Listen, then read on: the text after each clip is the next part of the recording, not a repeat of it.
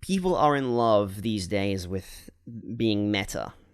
For whatever fucking reason. They think that being meta alone is enough to make a story deep and complex. It's like, it doesn't make it deep and complex, it just makes it self-acknowledging.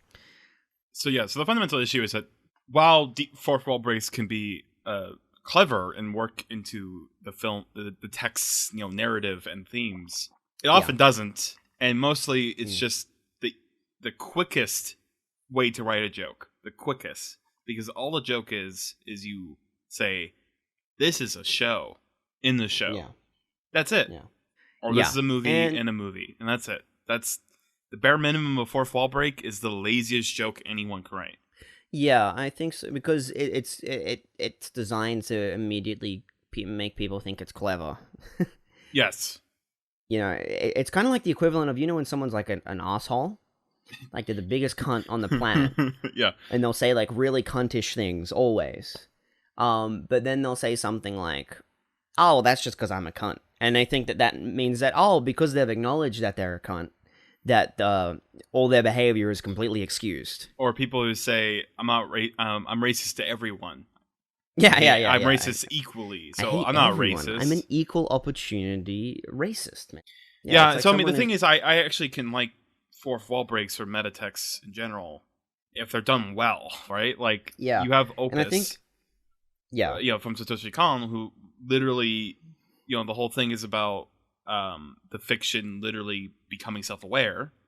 Yeah. And the mangaka goes into his own manga. And he has to figure out the problems, and he has to essentially challenge his own characters, and his characters challenge him. But then you have the end of the last chapter, which wasn't finished, but it was in Kon's desk or something, and they got it. I think post-mortem. But it's literally the mangaka of the series comes out of Opus essentially, or of the manga, and meets Satoshi Kon after he's been told that the manga's been canceled, or the manga's been ended, because it literally did get ended in real life. It's hard to tell. But then you have Rick and Morty. This is a Rick and Jerry episode, and it's like this goes back to. Keep going to say Ben and Jerry. Yeah, it's a Ben and Jerry ice cream. Yeah, Rick and Morty is kind of like the epitome of like those kinds of jokes where. So, and this is the thing: Rick and Morty can have clever meta jokes, but they never have clever fourth wall break jokes. No, so never. Like they can have clever meta jokes. Like, for example, there's that episode in the second season where. They have the alternate universes, right? That they keep splitting from like different decisions, right? And that's shown visually through multiple split screens, and that's meta story. That's meta storytelling, right? That's playing with the conventions of cinema, which is it's inside this rectangle. Yes, it's inside this rectangle, and just by expanding that into and like they interact with each other. That's good. That's good stuff. But when it's just like there's another episode, which is actually a pretty good episode, but there's, I think it's the Parasite one, and there's a thing of like, oh wow, there's so many parasites, but then Rick just says something like, hey, look at all these characters, it's like, where's Waldo? Can you find them all? And I'm like, get fucked. Yeah. Get fucked. How old do you think I am? I'm not impressed by that. Yeah. And I think the problem too comes from like, the fact that most of the time fourth wall breaks end up being a joke.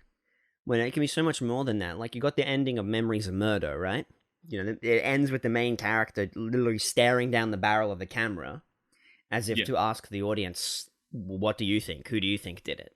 And considering it's based on, Memories of Murder is based on true events, you go, that's kind of fucking genius. But, like, all too often it's relegated to just this joke of, haha, we're fictional cartoon. It's always cartoon characters. It's annoying. Yeah, that's kind of like a modern American adult comedy animation. It's just like fucking.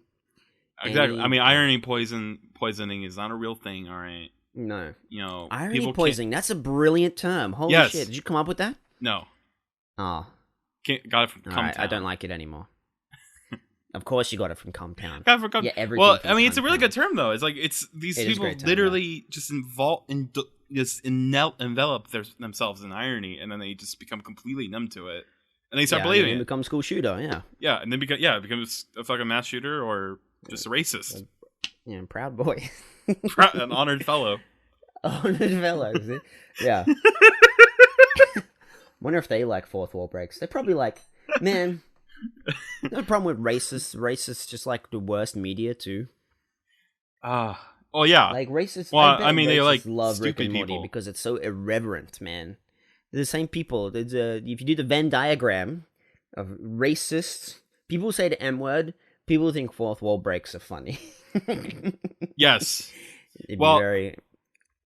okay, so another Venn diagram would be people who think people who do gender studies are like people who make fun of people who get gender studies degrees because they're never going to get a job, and then Rick and Morty.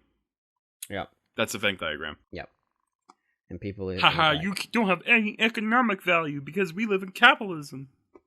Yeah, meanwhile, they like fucking did like, they dropped out of it. They did 1.5 year of an engineering degree. And, now they work at fucking, They work at Walmart, but they go on Reddit and jerk themselves off because they're in STEM, dude. Assistant regional manager at fucking Walmart, fucking Pasadena or something. Like, yeah. But I mean, just, STEM is like the only real science. Okay? And then they're like the second highest fucking moderator, like second highest rated moderator on like fucking like the Elite Dangerous online community forums.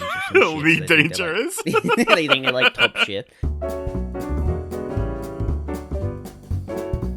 No bullets, so that you can have a gun, you can have the biggest gun you want, just no bullets, no ammunition. If you have a bullet on your person, you're arrested, life imprisonment. But you can buy a gun, still buy a gun at Walmart. Hell, you get a free gun at school. There you go. You get all the guns you want. People like guns. Yeah, we can guns finally cool. arm teachers. Yeah, they got a gun. But they don't have any bullets. That's the thing. Problem solved. America can fix itself overnight. The bullets are the problem. Guns don't kill people. Bullets kill people. Yeah, that should be the fucking motto.